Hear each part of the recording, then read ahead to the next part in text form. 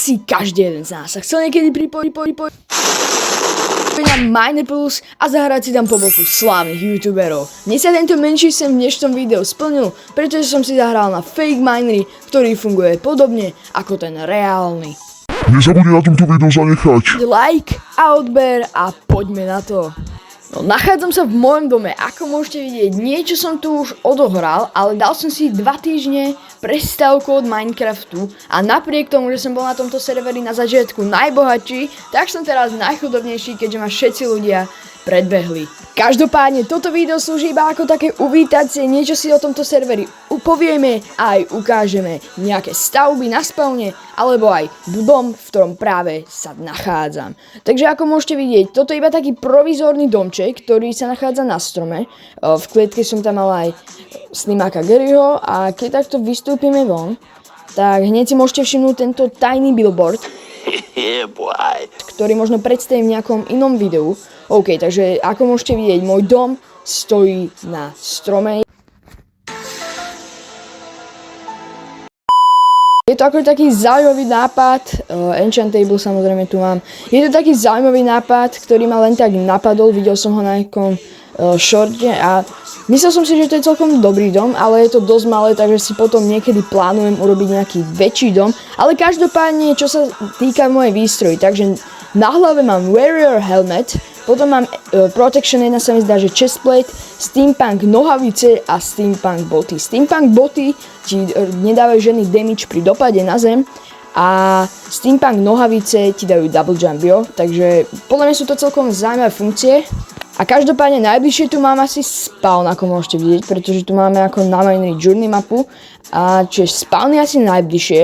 Po diaľnici, ktorú robil Gulša, by sme mohli taktiež prejsť aj ku samotnému Gulšovi, ktorý je majiteľ tohto Minecraft serveru. OK. Ale akože podľa mňa som si vybral celkom pekné miesto na bývanie. Možno sa budem sťahovať, možno budem hľadať nejaké krajšie miesta, ale ako hovorím, je to zatiaľ iba provizórny dom. Ale čo tu máme? OK, takže... OK. Je tu uhlie. Už som ho tak z diaľky trošku zahliadol a to sa mi každopádne vždycky zíde. Akože poslednou dobou, čo som tu na Mineri, ma už vážne nič neprekvapí, pretože len tak si tu drží medveďa, ináč oni sú vážne agresívni, keby som ho asi teraz hitol.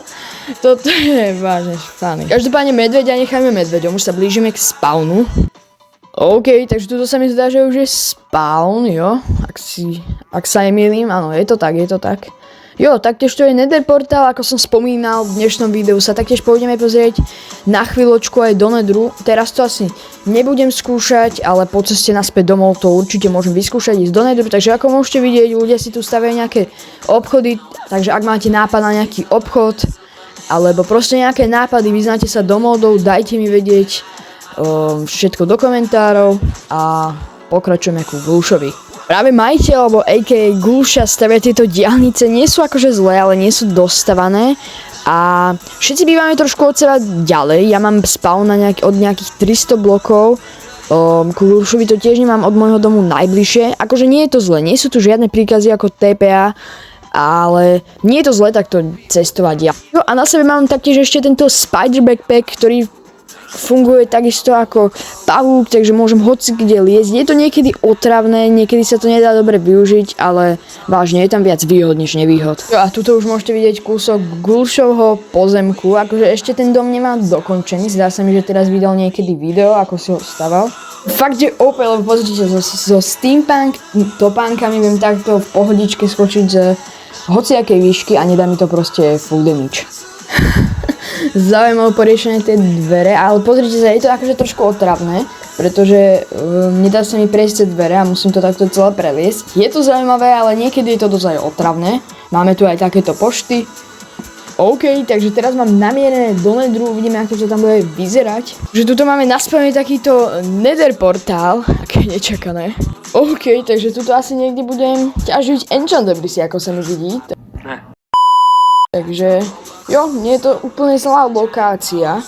Ťaženie v Netheri si necháme na iné video. Každopádne nachádzam sa v Overworlde, presnejšie pri mojom dome. Ak by sa vám séria z tohto Miner Plus páčila, dajte mi vedieť do komentáru, ak by ste ju vôbec chceli, tak ju pre vás určite rád natočím a čau!